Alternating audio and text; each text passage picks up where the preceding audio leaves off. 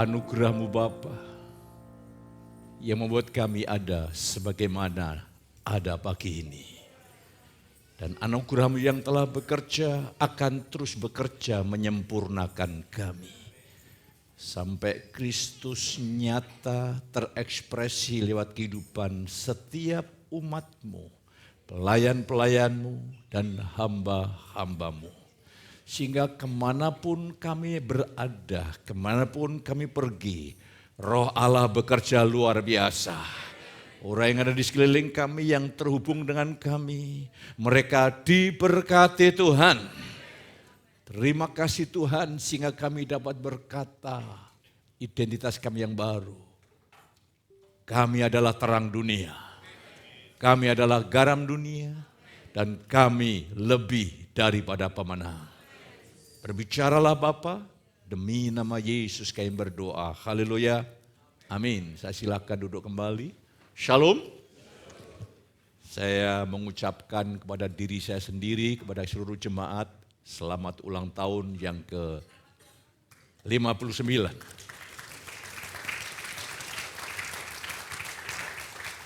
Dan saya berikan tema adalah menjadi dewasa dan matang. Saya bisa membayangkan usia 59 tahun itu usia dewasa dan matang. Kalau ini gambaran seorang bapak. Bapak yang dewasa dan matang. Dia bapak yang tegas, penuh otoritas, penuh kasih kepada keluarganya. Istri dan anak-anaknya merasa terayomi. Keluarganya berbahagia. Istri yang dewasa dan matang, dia siap menjadi penolong, yang memposisikan suami menjadi kepala. Suami akan dibuat bangga karena semua yang dilakukan oleh istrinya. Dan gambaran ini tergenaplah misi gereja. Kasih karunia membuat keluarga saya bahagia. Anak-anak yang dewasa dan matang, dia tahu kehendak orang tua dan dia akan berjalan selaras dengan kehendak orang tua yang mewakili kehendaknya. Dan inilah yang Tuhan kehendaki bagi kita sekaliannya, sehingga saya memberikan sebuah tema menjadi dewasa dan matang dalam Yesus. Mari kita akan baca 1 Korintus pasal yang ke-14 ayat yang ke-20. Kita akan baca bersama-sama. Saudara mendapatkan di Alkitab saudara atau saudara membaca bersama di LED. Kita baca 2-3. Saudara-saudara, janganlah sama seperti anak-anak dalam pemikiranmu. Jadilah anak-anak dalam kejahatan, tetapi orang dewasa dalam pemikiranmu. Anak-anak dalam kejahatan. Sehingga kita minim kejahatan. Kita menjadi orang dewasa dan matang.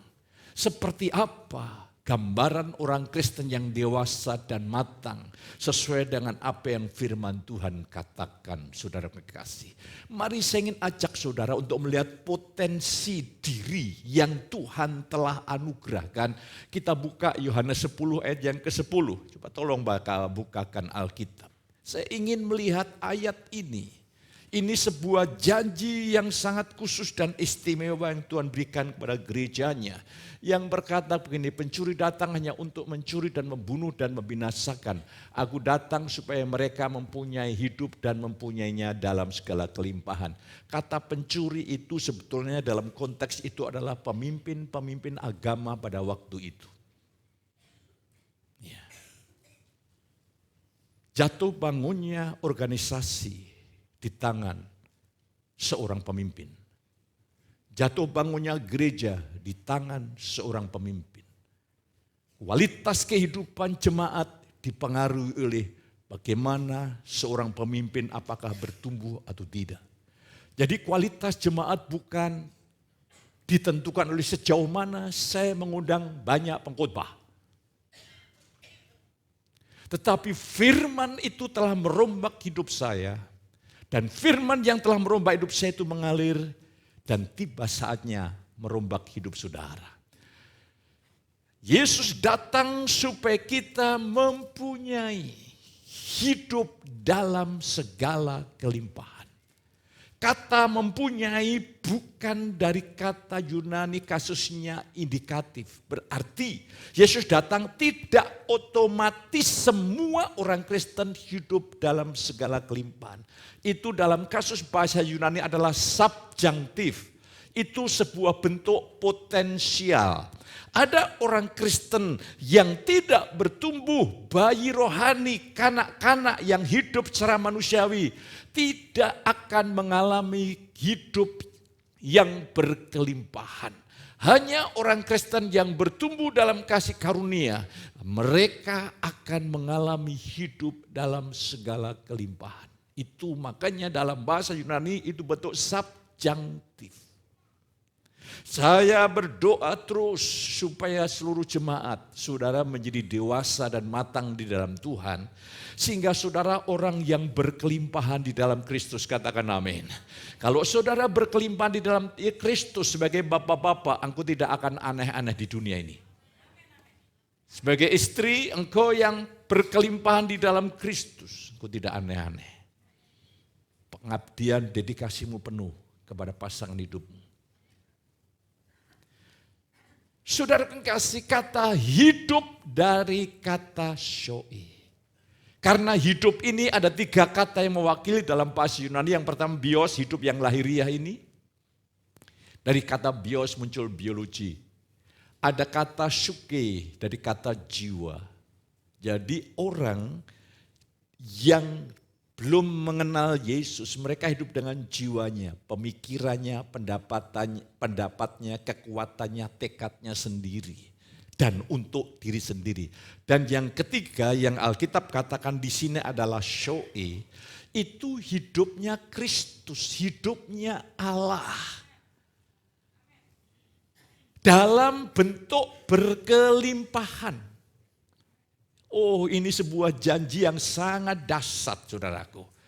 Strong menjelaskan, kelimpahan di sini adalah berkelimpahan dalam kuantitas, unggul dalam kualitas. Berarti seharusnya ini kata so ini bukan hidup yang lahiriah yang nampak ini. Ini hanyalah side effect, dampak ya, sampingan dari kalau kerohanian sudah berkelimpahan, yang lahiriah ini akan mengikuti. Katakan amin.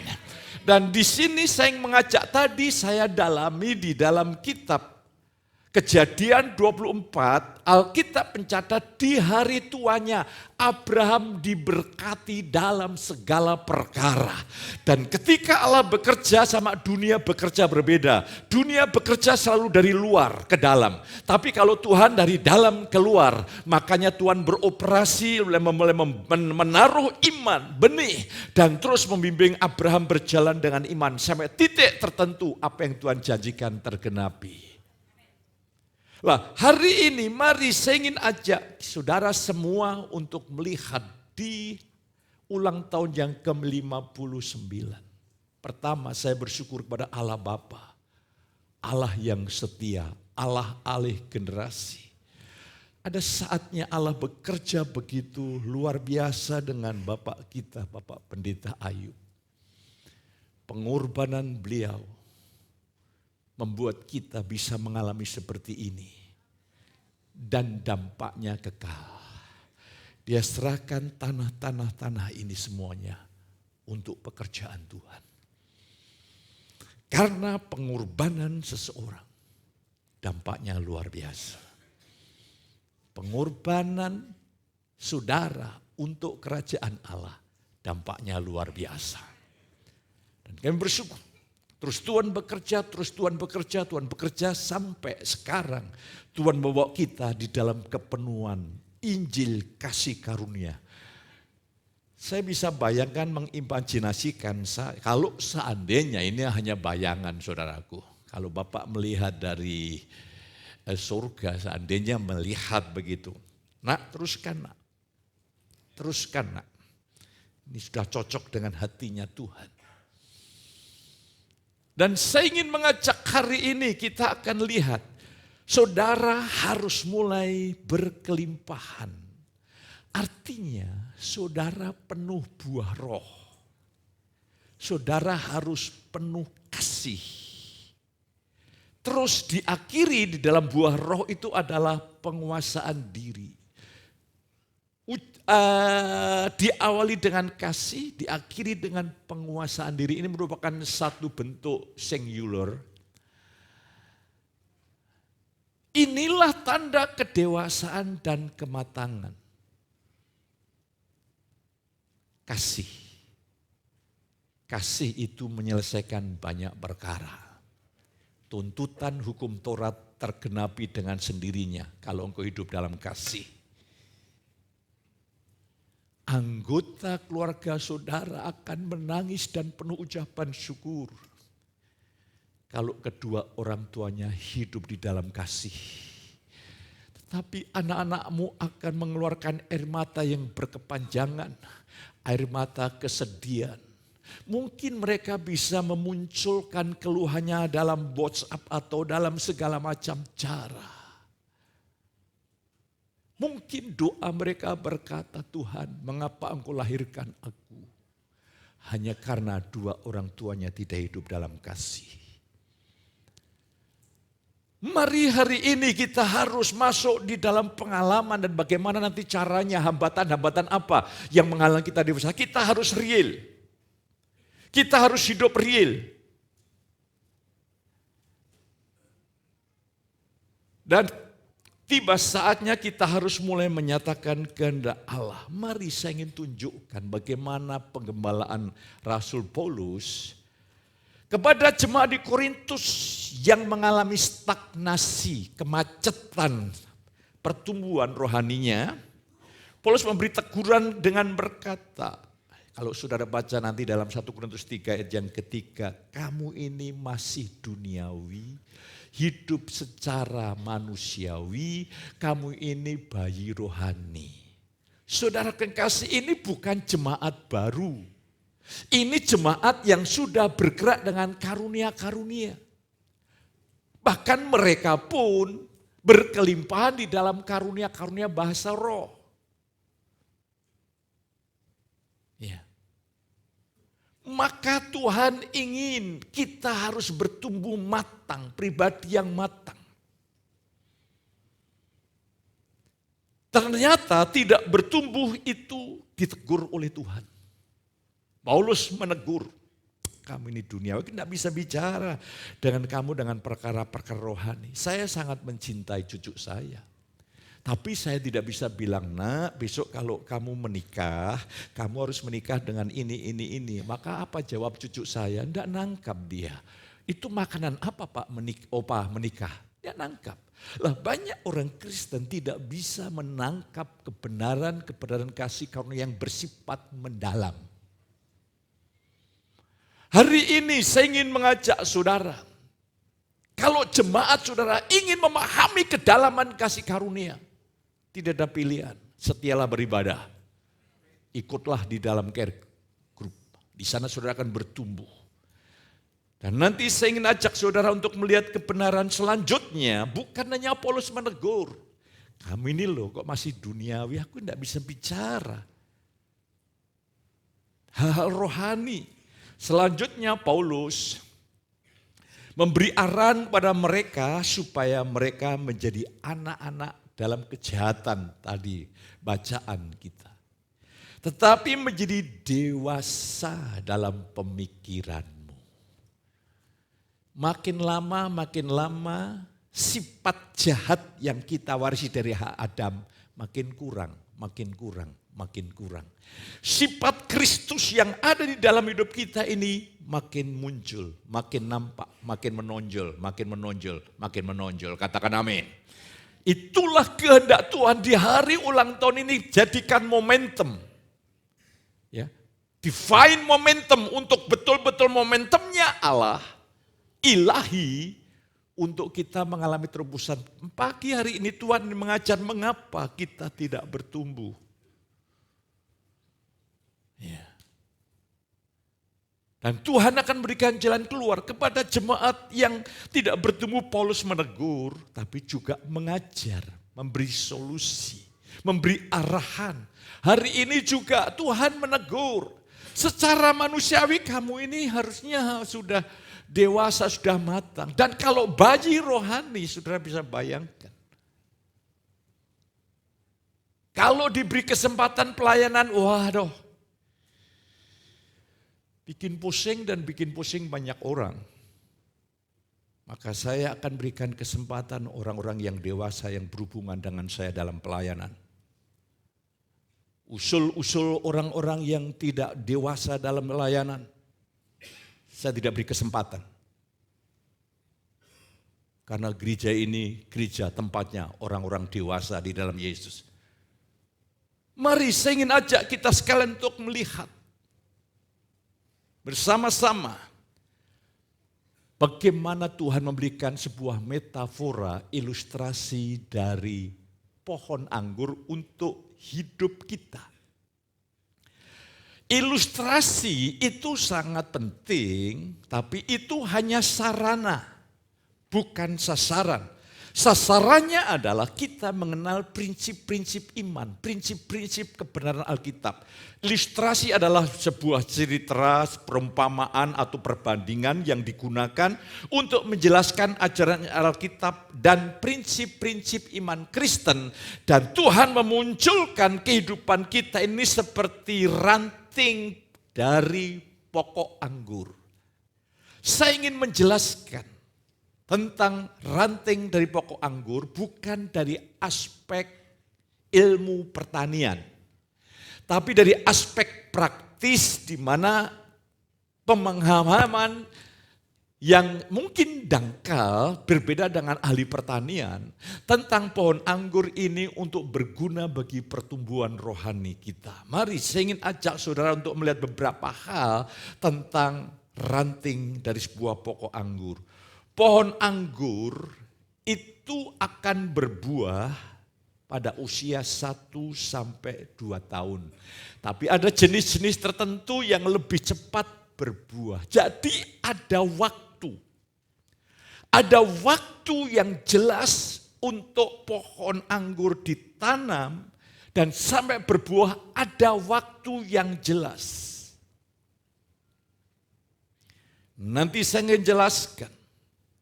Yang kedua, tanaman anggur membutuhkan sinar matahari 6 sampai 8 jam setiap hari. Untuk apa? Agar dapat berfotosintesis dengan baik dan akhirnya dapat menghasilkan buah. Selanjutnya, kekurangan air atau kelebihan air itu mengganggu proses berbuah. Yang keempat, ada hama-hama tertentu yang membuat pohon anggur ini tidak sehat dan tidak bisa mengeluarkan buah sebagaimana seharusnya. Jadi kita lihat pohon anggur ada waktunya untuk berbuah. Tanaman anggur membutuhkan 6-8 jam sinar matahari. Yang ketiga, kebutuhan akan air. Dan yang keempat, ada hama dan ada penyakit. Jadi saudaraku, kalau ini gambaran ilustrasi, kalau sampai kita tidak bertumbuh, kita cek dulu. Jangan-jangan ada penyakit, jangan-jangan kekurangan air, jangan-jangan kekurangan sinar matahari. Tapi hari ini saya ingin menjelaskan bagi saudara sekalian, dari metafora pohon anggur kita dapat menarik pelajaran mengapa hidup kita tidak berbuah. Kita belajar dari metafora tadi, lebat. Pohon anggur ada usia tertentu untuk berbuah. Kalau tidak berbuah pasti disebabkan beberapa faktor. Demikian juga kehidupan rohani kita. Belajarlah rendah hati. Kalau kita tidak rendah hati, Roh Kudus tidak akan menunjukkan. Kita pikir kita I am okay. Tapi sebetulnya tidak oke kalau dilihat dari sudut waktu. Mari kita akan lihat bersama-sama kepada jemaat di Ibrani. Kalau saudara baca Ibrani 5 ayat 12, secara waktu kamu seharusnya menjadi pengajar. Tapi kamu masih memerlukan susu makanan bayi, berarti dia harusnya menjadi pengajar, menjadi berkat. Tapi kamu ini masih bayi rohani, ditegur lagi, diberi arahan lagi. Mari, sudah berapa tahun saudara ikut Tuhan? Apakah buah roh yang mengalir atau buah daging yang mengalir? Kalau buah daging yang dominan, yang menguasai hidup kita, ada penyakit tertentu yang kita tidak singkirkan. Atau kita kekurangan aliran roh, dinamika ilahi. Atau kita kurang paparan sinar matahari.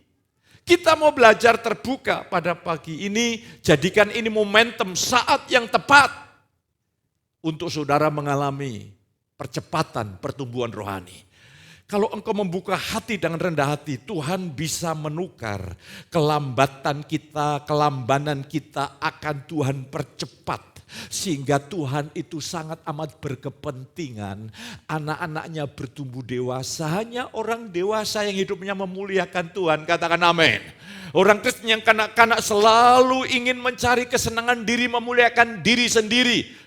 Bahkan ketika saudara bertumbuh dewasa, dosa yang besar yang disebut mementingkan diri sendiri. Karena mementingkan diri sendiri tidak pernah berguna bagi kerajaan Allah. Secara waktu, saudara harusnya siap menjadi berkat. Secara waktu harusnya banyak orang mulai terinspirasi, terberkati, diubahkan lewat hidup saudara. Mari hari ini mengapa kita lambat? Ada sesuatu apa yang menghalangi kita bertumbuh? Maka saya tadi bilang istri saya, hentikan semua permasakan. Utus beberapa yang menjaga, semua bawa. Karena lebih tertarik saya, lebih tertarik saudara bertumbuh. Itu berguna bagi kerajaan Allah, berguna bagi keluarga saudara, katakan amin. Terus saya ingin ajak saudara untuk melihat umat Tuhan harus ya saudara kasih, pohon anggur butuh 6 sampai 8 jam. Secara waktu pertama, ada waktu. Jadi hari ini kalau saudara sudah ikut Tuhan 3 tahun, 4 tahun, 5 tahun, tidak berubah, berarti yang tidak berubah itu kita hidup dalam kedagingan. Dan buah kedagingan itu dalam Galatia 5 ayat yang ke-19. Apa buah yang dominan, yang menonjol dalam hidup kita? Ya. Karunia tidak mewakili buah roh. Talenta tidak mewakili buah roh. Buah roh adalah buah dari orang Kristen yang hidup bergantung kepada roh Tuhan. Hari ini pohon anggur membutuhkan 6 sampai 8 jam menerima paparan sinar matahari. Supaya dapat mengalami proses kimiawi untuk berbuah baik. Saudara dan saya harus, kalau ingin bertumbuh, kalau ingin berguna bagi kerajaan Allah, harus menyediakan waktu untuk bersekutu dengan Tuhan dan menikmati kekuatannya, menyerap kehangatan cintanya, kuasa kasihnya, kesegarannya. Harus menyediakan waktu yang terbaik. Jangan waktu mau tidur. Apalagi kalau seharian udah capek mau tidur, waduh luar biasa. Doanya panjang begitu, mulai tapi belum amin sudah tertidur. Begitu bangun tidur, sadar amin Tuhan. Itu bukan dihitung doa itu saudara kasih. Itu namanya obat tidur. Sediain waktu yang terbaik. kepada dua saudara Marta dan Maria. Yesus berkata, Marta, Marta, kamu ini menyusahkan banyak hal. Seharusnya Tuhan itu datang kepadamu, engkau harusnya bersungkur di kakiku, kau adalah sibuk saja. Ya. Sibuk yang tanpa persekutuan dengan Tuhan, itu hasilnya ngomel.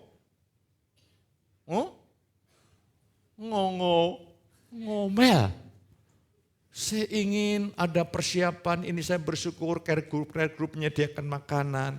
Tapi setelah ulang tahun ini saudara makin tambah erat, tambah akrab. Amin, amin, haleluya. Ada amin? Kok tanganmu enggak begini? Amin ya. Ini semua tergantung kedewasaan. Hari ini saya ingin mengajak saudara harus menyediakan waktu. Saya mulai mengalami banyak penyingkapan, bukan penyingkapan di pengetahuan, tapi penyingkapan pengetahuan batin. Itu ketika saya menyediakan waktu untuk Tuhan. Saya di sana berdialog dengan Tuhan, Tuhan mengajar kebenaran, Tuhan bawa apa yang saya ketahui, itu dibawa ke dalam batin, menjadi kobaran iman yang luar biasa. Sediakan waktu. Kalau saya bertanya kepada saudara, Pak, Bu, berapa kali berdoa? Banyak Pak, 5 kali. Doa apa saja? Bangun tidur, terus yang kedua makan pagi, yang ketiga makan siang, yang keempat makan malam, yang kelima mau tidur. Iya. Harusnya kalau enggak cocok kan geleng-geleng. Ini gini-gini, saking pusingnya pendetanya saudara kasih. Haleluya. Mari sediain waktu, enggak bisa. Ya. Yakobus mau hari ini mengajar kita. Orang yang dewasa, tandanya menguasai lidah bibirnya. Ketika dia berkata-kata tidak lagi tawar, kata-katanya mengandung unsur kekuatan roh yang menguatkan. Jadi kita lihat dari metafora tadi berarti kita ini mengapa tidak bertumbuh? Kita kurang menyediakan waktu. Yang kedua, sebagaimana pohon anggur membutuhkan air yang cukup, demikian juga saudara harus mengalami aliran dinamika ilahi, kuasa roh yang mengalir. Itulah sumber kehidupan saudara. Saudara tidak boleh kering, keronta, saudara tidak boleh tertekan, stres, depresi, saudara tidak boleh mengeluh, penuh dengan pergumulan, penuh dengan pergulatan. Tapi kan Pak Petrus tidak tahu masalah saya, masalah hamba-hamba Tuhan lebih hebat di dalam ladang misi. Tapi wajah mereka penuh ucapan syukur. Saya membaca buku Madam Gayen, ini keturunan pangeran di Eropa. Karena memberitakan Injil dimasukkan ke penjara. Di dalam penjara dia menulis buku, Aku ubah penjara menjadi surga. Itu luar biasa, itu sebuah kehidupan yang supranatural. Kehidupan yang ilahi, bukan seperti jemaat Korintus, kamu ini hidup secara manusiawi. Tapi hari ini Tuhan ingin buat engkau hidup secara ilahi. Maka kita akan lihat saudara membutuhkan aliran roh. Kau yang sudah bisa berkata-kata bahasa roh itu gunakan untuk terus membuat aliran itu mengalir, kesegaran kembali. Ya saudara, dari kepenatan. Saudara kan enggak tahu, saudara ke kantor. Oke. Ketemu banyak orang. Saudara tidak paham, itu mulai mencemari roh saudara bisa. Sehingga saudara pulang itu rasanya kok kusut gitu loh. Rasanya kok tidak terprotek begitu. Lah kalau itu saudara alami, saudara perlu berdoa menyembah ada waktu.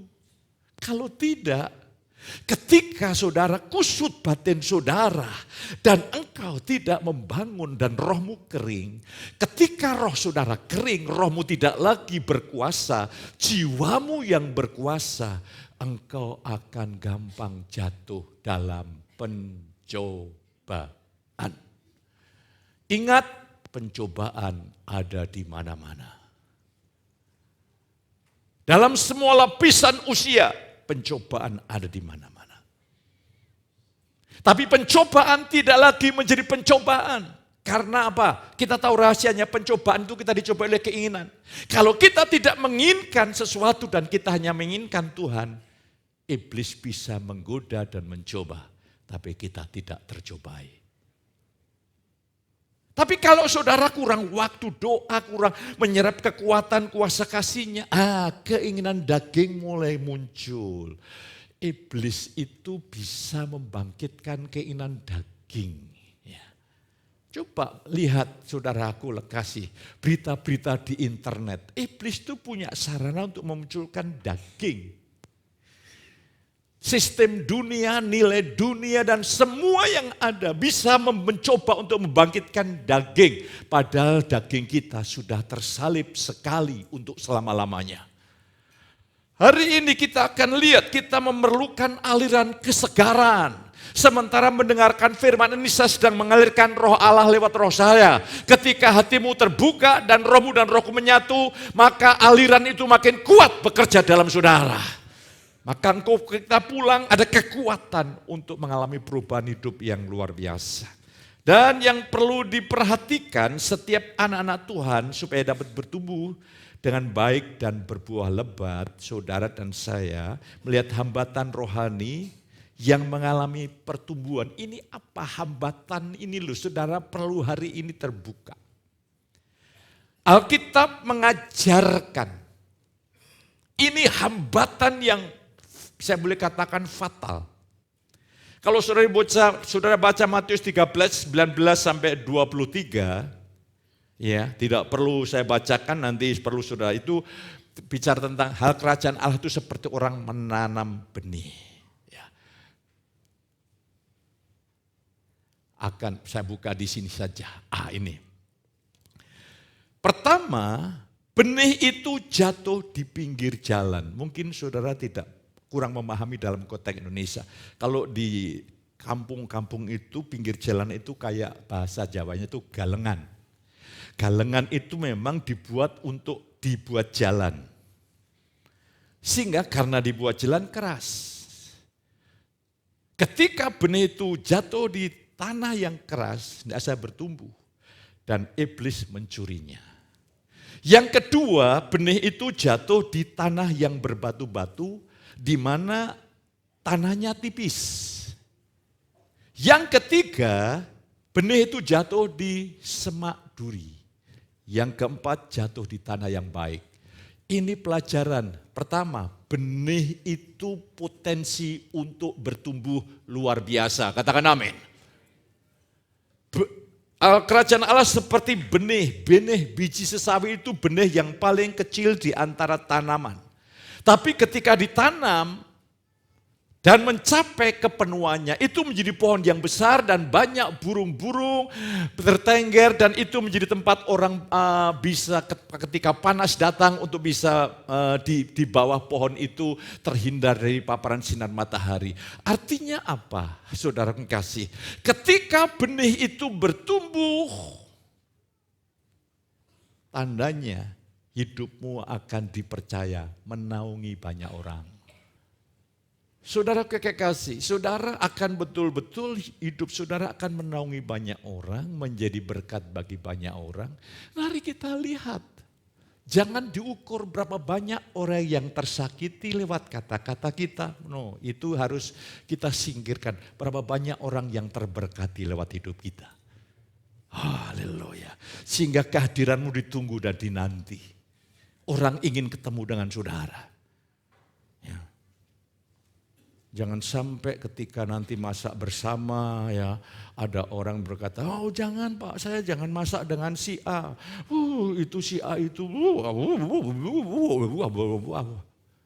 Saya harap ketika orang mengajak saudara senang. Pokoknya kalau ada saudara, atmosfernya menjadi segar. Amin. Haleluya. Menggairahkan gitu. Menginspirasi gitu. Haleluya. Kayak noni itu, kayak burung piu. Ya itu mantu saya begitu. Itu memang gayanya saudara yang kasih. Ya, haleluya.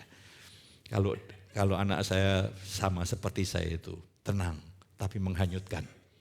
Wah, haleluya. Saya ingin mengajak saudara, apa artinya perumpamaan ini? Ini ada pelajaran, ada prinsip-prinsip iman. Yang jatuh di pinggir jalan, benih itu diambil oleh burung. Diambil oleh setan. Setan itu tidak leluasa bekerja dalam hidup saudara. Kalau engkau tidak mengizinkan, setan tidak bisa bekerja. Katakan amin. Lah apa artinya setan mencuri? Itu sebetulnya begini loh, kayak bahasa Alkitab itu susah dipahami. Allah mengeraskan hati Firaun. Itu bukan Allah jahat mengeraskan hati Firaun, bukan. Itu bahasa yang menjelaskan bahwa Firaun itu mengeraskan hati karena pilihannya sendiri. Jadi iblis mencuri itu artinya begini. Ketika saudara mendengar firman dan tidak paham, pertama harus memahami firman kasih karunia. Maka ketika iblis menggoda saudara, engkau begitu mudah menolak mutiara yang sangat berharga, yaitu kebenaran. Iya. Jadi saya ingin mengajak saudara untuk mengerti. Berapa banyak orang menolak kebenaran yang sangat berharga, berkuasa mengubah. Hanya untuk mempertahankan sebuah prinsip yang sungguh-sungguh tidak alkitabiah. Maka poin yang pertama, hambatan anak-anak Tuhan tidak bertumbuh artinya tidak paham. Gagal paham tentang kebenaran kasih karunia. Maka pastikan jemaat, rajinlah beribadah. Setiap jemaat libatkan dirimu dalam care group. Saya jamin ketika sudah berubah, sudah bertumbuh, misi gereja tergenapi, kasih karunia membuat keluarga saya bahagia. Haleluya. Yang kedua, benih itu jatuh di tanah yang kering tuh, di batu-batu hanya ada tanah yang sedikit. Ketika benih itu tiba, firman itu datang, wah orang bersuka cita, wah luar biasa firmannya kasih. Tapi tidak berakar karena ada batu. Sehingga ketika datang panas terik, datang pencobaan, orang ini murtad, artinya tidak berguna. Apa artinya? Yang pertama, saudara harus paham. Ya. Paham dan mengerti dua hal yang berbeda. Mengerti itu saudara hanya mengerti, sekedar mengerti. Lebih dalam lagi kalau saudara memahami, engkau bisa menerapkan dan bisa mengajar orang lain. Lah, di sini saudaraku, ternyata banyak anak-anak Tuhan yang tidak berakar kuat di dalam kebenaran. Maka kalau kita tidak kuat berakar dalam kebenaran, kita pasti berakar kepada nilai-nilai dunia. Akar adalah sebuah alat, sebuah sarana pohon untuk menyerap makanan, nutrisi. Saudara dan saya harus berakar kuat di dalam Injil kasih karunia. Artinya seperti Yesus berkata, manusia tidak hidup dari roti, tapi hidup dari setiap. Saudara harus hidup berakar itu harus hidup dari firman. Ini ada peperangan sendiri saudaraku. Karena iblis tidak mau kau berakar dalam firman. Maka saudara sekarang harus pakai main simpoa, hitung-hitungan. Saudara ada waktu mesbah keluarga, oke. Care group, oke, 1 sampai 1,5 jam. Dan saudara berkata, saya tidak datang karena saya sibuk, oke. Kau takut kehilangan 1,5 jam, ini hitung-hitungan matematis. Dan 1,5 jam itu bisa menghasilkan uang sekian, oke. Engkau tidak ikut mesbah keluarga, care group. Berarti saudara mendengarkan, yang kedua saya salah. Ketika tidak datang di care group dan mempertahankan ini karena kerja, dampaknya sudah lihat. Karena tidak ada firman. Saudara bisa uang yang adalah sarana untuk memuliakan Yesus itu menjadi berhala. Bukan berhala, berhala. Berhala adalah seseorang atau barang yang menggantikan posisi Tuhan. Apa yang jadi berhala saudara? Saya berkata, Tuhan, aku ingin Engkau jadi raja dalam hidupku. Uang jadikan sarana, engkau orang bahagia. Begitu kita cinta akan uang, akar kejahatan. Hari ini saya ingin mengajak saudara, saudara harus hidup dari firman. Kita tidak hidup dari apa yang kita lihat, kita dengar, kita rasa, tapi kita hidup dari firman. Kadang-kadang dalam peperangan rohani, iblis itu bisa menawarkan ketawaran, tekanan, intimidasi. Saya kadang-kadang begini, Tuhan, aku tidak peduli apa yang aku rasa Tuhan, tapi aku hanya hidup dari perkataanmu. Firman-Mu berkata aku lebih daripada pemenang. Firman-Mu berkata aku duduk di sebelah kanan Allah Bapa. Aku punya otoritas, aku makhluk yang berdaulat. Aku memilih untuk melawan iblis. Ketika saya menyalakan firman, kegelapan tersingkir. Apa yang terjadi? Pergumulan selesai. Jadi saudaraku, jemaat berakarlah kepada firman kasih karunia. Yang ketiga, benih itu jatuh di semak duri. Ada 3 gambaran, ini pelajaran penting. Kitab Matius dan dilanjutkan kitab Lukas, kedua kitab itu melaporkan 3 hambatan orang Kristen tidak bertumbuh. Benih itu punya potensi bertumbuh luar biasa. Pertama, tipu daya kekayaan. Jangan sampai jemaat engkau menyembah mamon. Itu akan menghancurkan total. Saudaraku, saudara bisa begitu mudah untuk meninggalkan aktivitas doa saudara hanya untuk alasan-alasan yang tidak penting. Karena apa? Karena ketika kita menyembah mamon, pikiran kita mulai dikuasai. Kita hidup menurut daging, pikiran, perasaan, keinginan kita mulai dikuasai, mulai dikendalikan. Satu saat ketika kau dengar khotbah begitu, iya ya, saya sadar berarti ini saya di luar rencana Allah. Tapi ketika engkau tidak tuntaskan di cara ibadah, keluar dari ibadah, mamon mulai mengambil alih lagi, engkau kayak tidak berdaya. Hei, engkau makhluk yang berdaulat. Iblis bekerja hanya atas seizin saudara. Dosa bekerja hanya atas seizin saudara.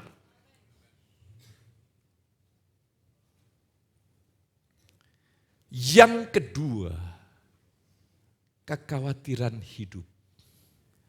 Khawatir ini, kalau khawatir ini kan sebetulnya gambaran kekurang percayaan. Orang yang khawatir itu juga tidak berguna bagi kerajaan Allah. Hidupnya untuk diri sendiri, doanya untuk diri sendiri. Sekarang ini saya ingin saudara mengembangkan dalam doa pribadi. Umpamanya saudara belajar setengah jam. Coba doa untuk diri sendiri dan doa untuk gereja, anak-anak Tuhan, hamba-hamba Tuhan. Buatlah lebih banyak. Kadang-kadang doa saya mulai keliling dunia. Presiden semuanya yang Tuhan ingatkan saya doakan. Itu artinya kita bertumbuh, kita berkembang. Yaitu tipu kekhawatiran dunia. Yang ketiga kitab Lukas adalah kenikmatan hidup. Ini bahaya. Ini adalah pengaruh filsafat hedonisme. Prinsip filsafat hedonisme itu kan produk manusia. Tanda kutip manusia yang di luar kehendak Allah. Tujuan hidup penganut hedonisme adalah saya hidup hanya untuk mengejar kenikmatan. Lah banyak anak-anak Tuhan ibadah mengejar kenikmatan, hanya kenikmatan yang bersifat emosional yang sementara bukan. Engkau ibadah biarlah rohmu dikuatkan. Imanmu dikuatkan. Sehingga saudara bisa menolak segala halangan rintangan yang membuat engkau makin mengabdi kepada Dia. Kenikmatan yang sejati kau dapatkan di dalam Yesus. Kau dapatkan di dalam Yesus. Sekali lagi, kau dapatkan di dalam Yesus. Dunia ini menawarkan kenikmatan tanda kutip. Itu bohong. Di balik kenikmatan yang ditawarkan dunia, di balik itu ada iblis yang mencoba merenggut, mengambil alih hidup anak-anak Tuhan. Itu bohong semua. Itu bohong semua. Maaf, saya boleh katakan, saudara yang masih terikat dengan gambar-gambar yang tidak seronok di internet, harus punya pikiran cerdas. Wanita-wanita yang memamerkan dirinya, itu wanita-wanita yang tidak bahagia. Wanita yang bahagia, mulia, yang dewasa di dalam rohaninya. Dia berpakaian sopan, tidak membangkitkan.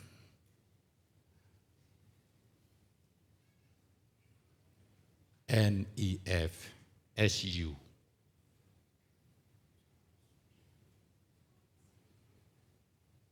Ketika engkau berpakaian, engkau harus punya keinginan.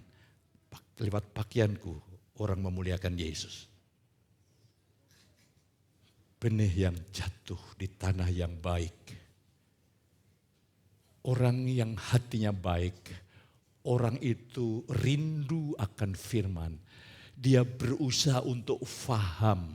Setelah paham, hidupnya diarahkan berakar kuat di dalam firman dan bertindak di atas firman. Itu tanah yang baik, pasti berbuah. Haleluya.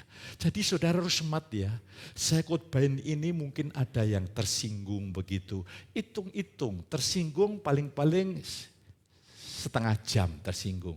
Tapi setelah itu bertobat, panjang jalan hidupmu akan bahagia. Daripada khotbah saya, enggak apa-apa, saudaraku bebas, kasih karunia itu bebas. Mau dosa, monggo. Haleluya. Ya. Mau sudah keluarga pacaran, monggo. Wah, jemaat modern berkata, pendeta yang hebat ini. Ini pendeta milenial, pendeta modern.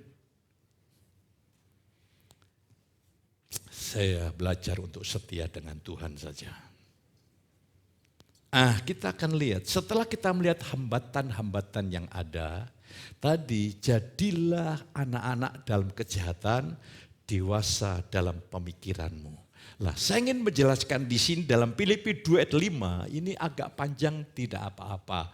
Karena saudaraku nanti setelah ibadah kita makan bersama.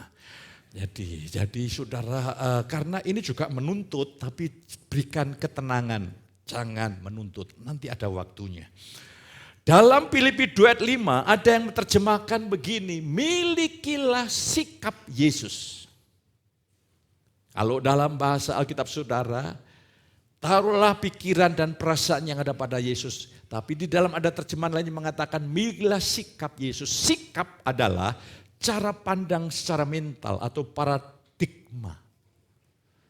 Maka ini perlu dibaharui, diselaraskan dengan firman. Orang yang dewasa, pikirannya dewasa. Supaya kamu dewasa dalam pemikiranmu.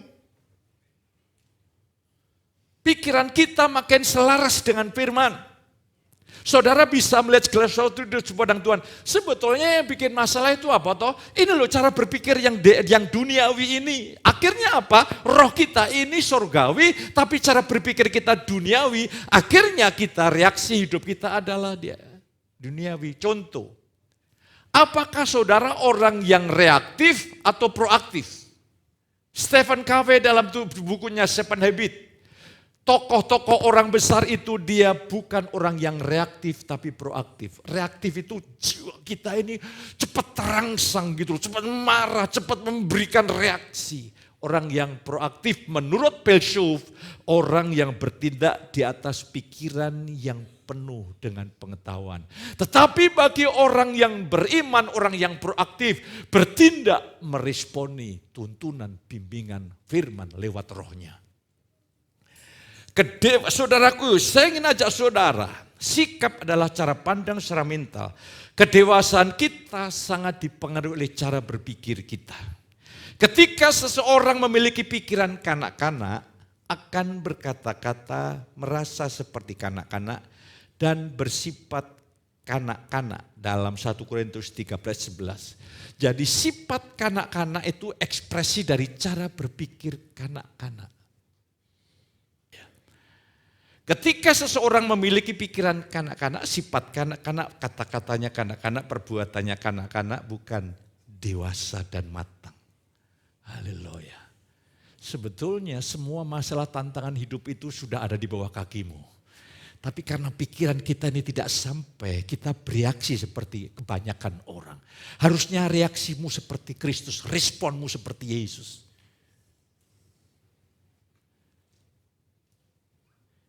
Dalam 1 Korintus 13:11, ketika aku kanak-kanak, aku berkata-kata seperti kanak-kanak, aku merasa seperti kanak-kanak, aku berpikir seperti kanak-kanak. Sekarang sesudah aku menjadi dewasa, aku meninggalkan sifat kanak-kanak itu dengan cara meninggalkan cara berpikir yang kanak-kanak. Pikiran yang dewasa, pikiran yang selaras dengan firman, disengaja untuk diselaraskan dengan firman. Engkau perlu berdoa, Tuhan biarlah kasih karunia membuat aku melihat dari sudut pandang Kristus, dari cara berpikir Kristus. Ketika saudara memiliki pikiran Kristus, cara pandang Kristus, hari ini juga ikatan yang ada pada saudara gugur semuanya. Karena ternyata yang mengikat saudara itu kalau cara berpikirmu, cara berpikir Kristus, itu sampah. Maka hari ini cara berpikir kita diubah. Masalah-masalah saudara itu kan sudah tahu. Pencobaan-pencobaan yang kamu alami, itu adalah ujian imanmu, udah jelas. Untuk memunculkan ketekunan ini loh, ketekunan buah kematangan. Itu pakai firman tapi pakai hidup dari pencobaan. Lah kalau pikiran saudara ini menjadi dewasa, engkau melihat pencobaan yang menyakitkan menjadi menyenangkan. Karena lewat pencobaan itu engkau dibuat matang dewasa, tidak kekurangan sekalipun yang baik. Indah kan? Indah saudara kasih. Sehingga saya bersyukur dengan anugerah yang Tuhan percayakan kepada saya untuk makin mengalami penyingkapan firman-Nya. Selanjutnya, kita harus mengalami perubahan cara berpikir dari kanak-kanak menjadi pikiran yang dewasa. Ya, pikiran yang dewasa. Paulus menasihati jemaat Korintus untuk meninggalkan sifat kanak-kanak dan dewasa dalam pemikiran. Jadi begini saudara kasih, sikap itu bicara juga mental. Kita ini, roh kita ini surgawi. Roh kita ini segambar dengan singa dari Yuda. Tapi mental kita pecundang, mental kita ini kalah. Mental kita ini kalah sebelum berperang.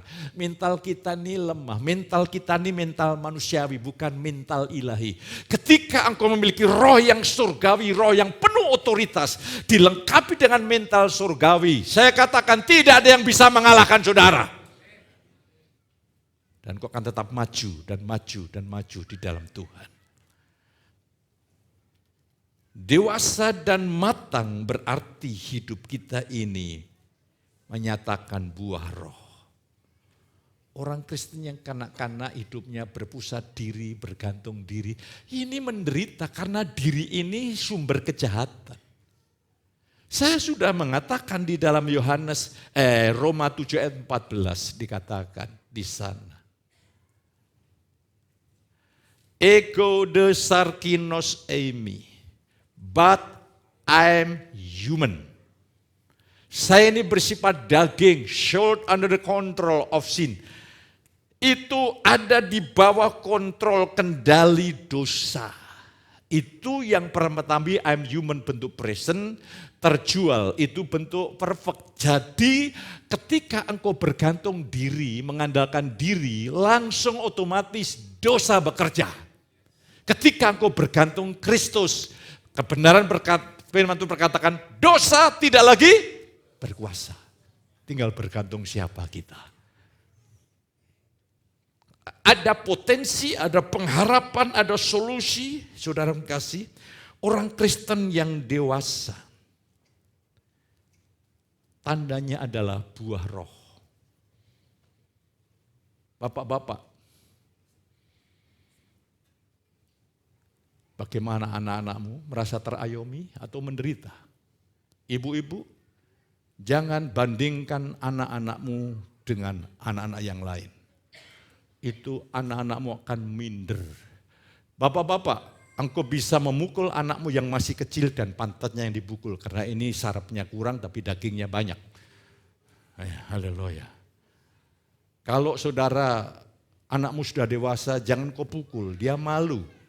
Itu membuat anak-anakmu minder, rendah diri. Kasihan, nanti ketika promosi datang, anak-anakmu berkata, enggak, aku enggak mau kok, aku enggak bisa. Akhirnya kita memberikan masa depan yang terbaik, kehilangan masa depan terbaik. Kita mendidik, mendisiplin. Dengar, dengan anak, disiplinlah yang butuh pendisiplin. Tapi anakmu tahu, sekalipun kau mendisiplin, engkau mencintai anak-anakmu. Anak-anakmu tahu yang kau lakukan ini karena kasih. Kau akan memiliki anak-anak yang hebat. Amin. Anak-anak yang hebat, anak-anak yang luar biasa. Ya, kita rindu, saudaraku. Kita rindu keluarga kita ini saudaraku, saya enggak bisa, saya khotbah di mana-mana, saya keliling khotbah di mana-mana terkenal, tapi istri saya berantakan, anak saya berantakan, enggak mungkin. Lah saya mau khotbah apa, anak saya enggak rohani? Saya mau khotbah apa?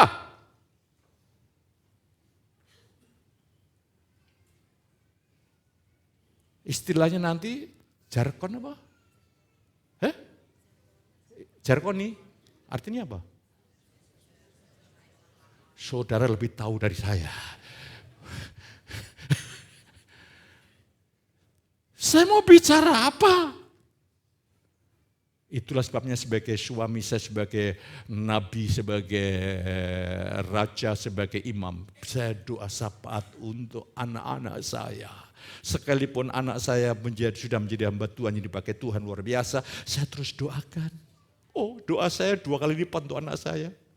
Nanti kalau kamu dipakai Tuhan kemana-mana, khotbahmu bagus, kamu ganteng, itu banyak orang susah. Walaupun kau ganteng harus tunjukkan sifat ilahi. Ya.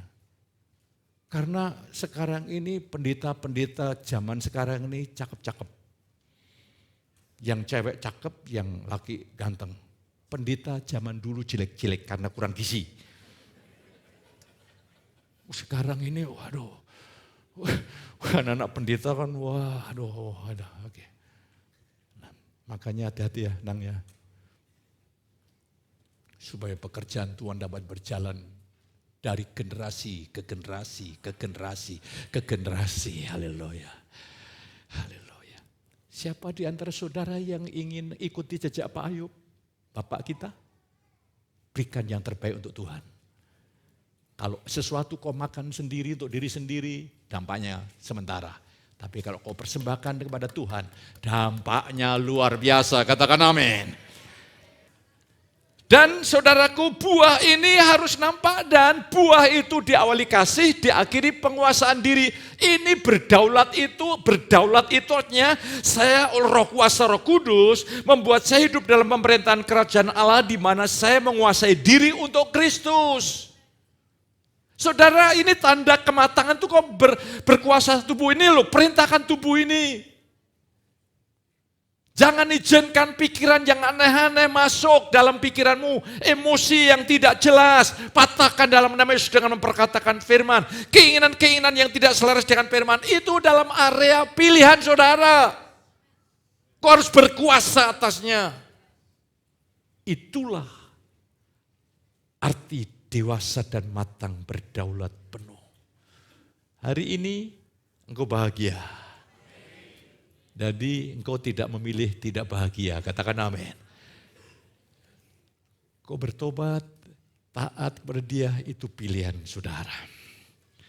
Orang yang dewasa yang matang itu mengeluarkan buah roh. Wah, luar biasa. Itu enggak bisa ditiru, itu enggak bisa ditiru.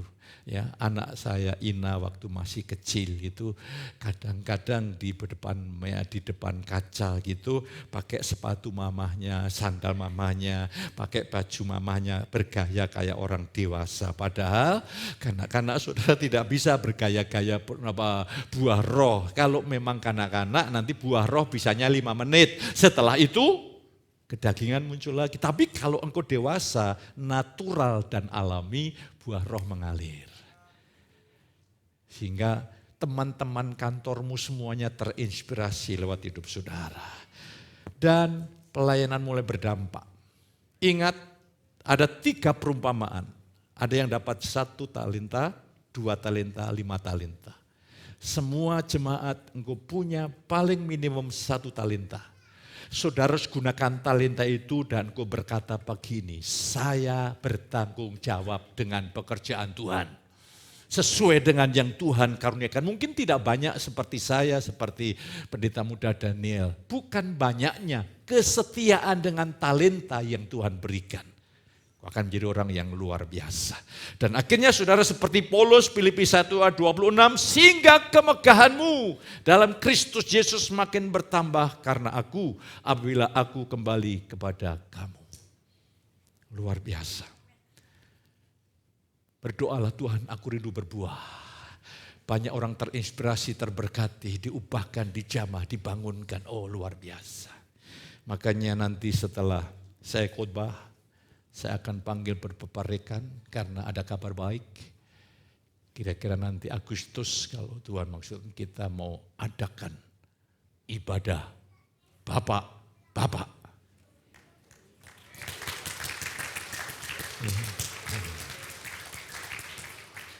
Setelah ibadah bapak-bapak bangkit, ibadah ibu-ibu bangkit, dua-duanya dipertemukan. Syukur kalau punya adik baru, kalau tidak punya tidak apa-apa.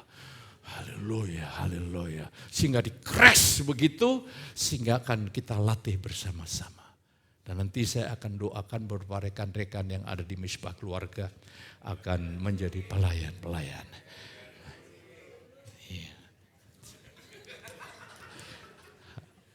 Kalau gini hitung-hitungan hukum saya kalah. Karena satu dilawan oleh banyak jemaat. Tuhan menolong, Tuhan berkati pemain musik untuk menyiapkan diri. Kami bersyukur Tuhan, berkat-Mu turun atas makanan minuman yang sudah disiapkan oleh anak-anak-Mu lewat care group yang ada. Kami akan menikmati dalam suasana penuh kehangatan, penuh kekeluargaan, dan penuh kebahagiaan. Itulah sebabnya angkatlah tangan saudara. Engkau sudah diberkati dan sangat diberkati Tuhan. Hidupmu menjadi berkat yang besar bagi banyak-banyak orang. Pulanglah hari ini dengan membawa berkat yang berlimpah dari kemurahan, kebaikan, kebajikan Allah Bapa, kasih sayang Tuhan Yesus, lihat persekutuan Roh Kudus melimpahi saudara ini pagi sampai selama-lamanya. Yang diberkati katakan sama saya. Amin.